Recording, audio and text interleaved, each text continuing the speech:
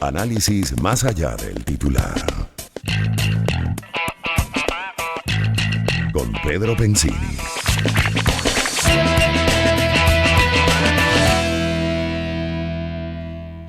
Seis y 29 minutos de la tarde y seguimos aquí en su programa Pensini con todo en el circuito de éxitos. Tenemos a nuestro amigo, un gran periodista especializado en economía y petróleo, Víctor Salmerón. Tiempo sin hablar contigo, Víctor. Bienvenido al programa. ¿Cómo te va? Hola Pedro, buenas tardes. Buenas tardes para ti también. Mira, estás tocando un tema que nos gusta mucho, que es el crecimiento para las cibermonedas, lo que pasó las criptomonedas el año pasado y lo que se perfila este año. Es un tema que es un poco complicado de hablar. A mí no me gusta hablar mucho de él porque la gente supone que uno lo recomienda o no, pero como es un mercado tan volátil, no queremos decir que aquí se está recomendando nada, sino analizando este gran mercado que cómo creció este año, ¿no? Gracias. Bueno, sí, ciertamente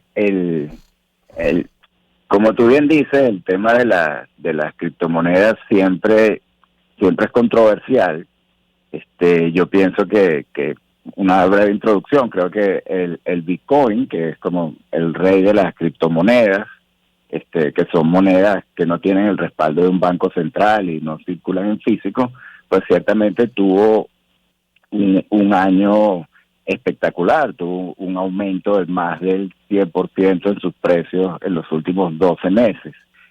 Ese aumento se debió principalmente a que el mercado estaba esperando lo que sucedió en enero, y es que el regulador del mercado bursátil en Estados Unidos aprobó un tipo de fondos que va a permitir invertir en el Bitcoin, pero sin tener que comprarlo, sin monedero digital, sin tener el problema de memorizar claves o tener que mover el dinero a través de estas plataformas del criptomundo, ¿no? Entonces, es un tipo de fondo que básicamente se compra como una acción en la bolsa, y esa acción pues va pegada al precio del Bitcoin, pero la persona o el inversionista y que los entusiastas del criptomundo esperan que sean fondos institucionales, etcétera, empresas que hasta ahora no habían invertido en Bitcoin, pues bueno, pueden comprar esas acciones, y el que administra el fondo es el que tiene en sí los Bitcoins como tal. Uh-huh. Bueno, tú sabes que se estaban esperando también ciertas aprobaciones para algunos vehículos, como estás hablando tú, para transar estas criptomonedas, pero todos los días sale una nueva o noticias positivas de una o noticias negativas de otra. Se consideraba que las criptomonedas tenían correlación negativa con las acciones del mercado, es decir, que si el mercado subía podía servir de refugio o viceversa, pero resulta que esto no fue así, lo ven como un activo igual que cualquier otro y que se comportan igualmente cuando suben que cuando bajan, no ha servido de refugio. ¿Qué opinión te merece? Bueno, tal cual, o sea, el Bitcoin, yo creo que con esto del fondo, de alguna manera es también una especie de derrota, en el sentido de que no es visto como una moneda. Se suponía que el Bitcoin iba a ser una moneda alternativa al dólar, al euro. En realidad no es más que un vehículo para especular, y para que especulen los que están acostumbrados a la alta volatilidad y al riesgo, porque las fluctuaciones en el Bitcoin son sumamente pronunciadas. Entonces, ciertamente, yo creo que el Bitcoin como concepción de ser una moneda alternativa simplemente ha avanzado muy poco, prácticamente nada, y simplemente es un vehículo de especulación, pero que incluso tampoco fue un refugio en el momento de que ha habido crisis en los mercados. El Bitcoin pues ha caído y ha tenido un comportamiento muy por debajo de lo que ha sido, por ejemplo, el precio del oro, que sí ha actuado mejor como refugio. Uh-huh. Es así, bueno, es que es difícil ver estas criptomonedas como refugio cuando tienen tanta volatilidad, pero el que la sabe transar o ha hecho mucho dinero, o algunos que no la han sabido transar que han perdido. Fíjate que una de las primeras acciones que salieron relacionadas con el mundo de las criptomonedas se llama Coinbase. Y mira, la acción salió por encima de $400, bajó por debajo de los 100 y se recuperó al doble del bajo, que es bueno, el que conoce el mercado ven que es una gran subida.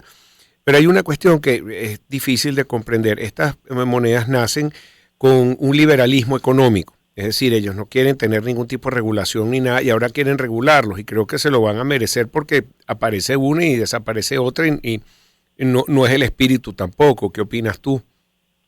Bueno, ciertamente coincido contigo en que no solo es que estas criptomonedas no se han consolidado como unas monedas alternativas, que se suponían que era como un espíritu libertario en el sentido de tener una moneda que no estuviera controlada por un banco central o respaldada por instituciones de un gobierno como tal, sino que también se suponía que estaban al margen de las regulaciones.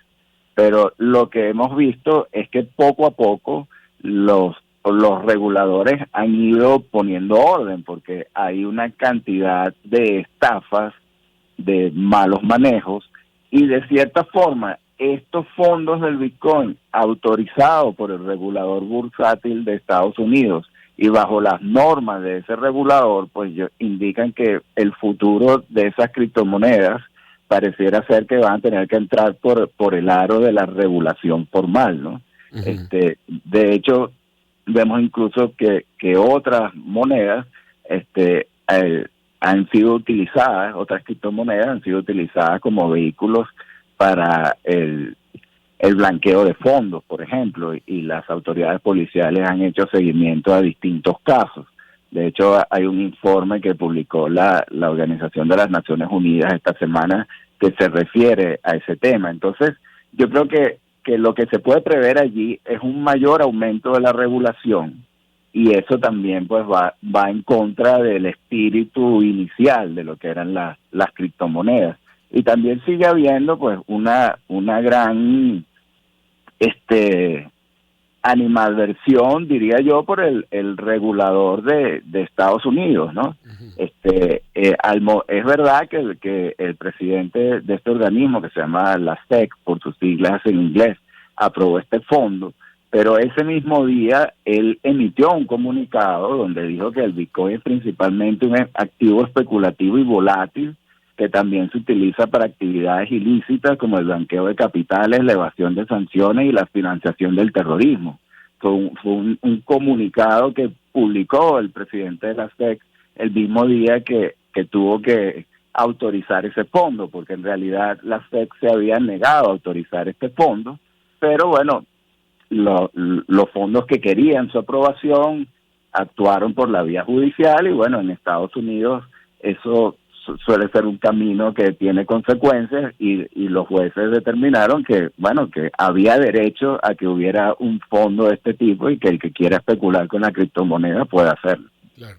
Mira, y aquí en Venezuela, el Petro, que fue una idea originalmente, bueno, novedosa, futurista, tuvo que cerrar. ¿Conoces un poco de fondo qué pasó ahí? Bueno, pero mi opinión es que el petro como tal, pues nunca existió. Yo siempre decía que hablar del petro era como hablar de los unicornios o algo así. Es decir, el petro, en realidad los precios estaban todos en dólares. El petro era como una intención de alguna manera de no querer someterse a la dolarización de facto que estaba en la economía, así lo vi yo, y el gobierno quiso tratar de tener una unidad de cuenta distinta, pero al final pues el dólar se ha impuesto, los precios están en dólares, las transacciones que no son en bolívares en su mayoría son en dólares, el gobierno acaba de aprobar unos bonos que están indexados al dólar, entonces ciertamente yo creo que el petro es un gran fracaso como siempre se supo que iba a ser y que en realidad nunca despegó más allá de los discursos oficiales. Está bien. Bueno, vamos a ver cómo se sigue desarrollando, pero pero vamos también a ver las que son positivas y negativas y cómo se va a ir regulando este mercado, porque definitivamente necesita una regulación. Muy importante eso lo que dice el Security Exchange Commission, la SEC, que dice, mira, tampoco podemos dejarlo esto así, solo lo vamos a autorizar, pero recuerden que este es un vehículo que se puede utilizar para algunas de las cosas negativas que pasan en el mundo, ¿no? Sí, y de hecho, incluso el Deutsche Bank, que emitió un reporte el día que salió este fondo, y el Deutsche Bank, bueno, considera que es un buen momento para especular en el Bitcoin. Ojo, digo, es altamente riesgoso, el que tenga dinero para apostar, pues que lo considere hacerlo, pero el que el que no está acostumbrado a la volatilidad y a la posibilidad de tener pérdidas, es mejor que busque otra cosa para invertir. Pero el Deutsche Bank decía que él ve unas perspectivas de más aumento en el Bitcoin por la aprobación de los fondos, porque piensa que va a haber un recorte de tasas de interés en Estados Unidos, mayor al que ha habido, y que eso entonces va a generar más fondos disponibles para la especulación, porque va a ser más barato financiarse, porque además por las normas del Bitcoin, la cantidad de Bitcoin que entran al mercado se va a desacelerar a partir del segundo semestre de este año. Entonces, él decía, bueno, ciertamente es un buen momento para especular, pero decía, hay que tener cuidado de no confundir las ganancias de precios con predicciones más amplias de que el Bitcoin va a superar a las finanzas tradicionales. Sí. Eso lo dejaba muy claro en su reporte. Mira, una última pregunta me hace aquí un radioescucha, que los que tenían Petros en Patria se los canjean, no sé si maneja esta información porque es muy específica. La verdad es que no tengo esta información. Está bien. Bueno, mira, volvemos a hablar, Víctor. La próxima vez hablamos de petróleo, pues se me fue el tiempo, ¿ok? Seguro, a la orden. Gracias, un fuerte abrazo. Era Víctor Salmerón, periodista especializado en economía y petróleo. Nosotros vamos a las 6:41.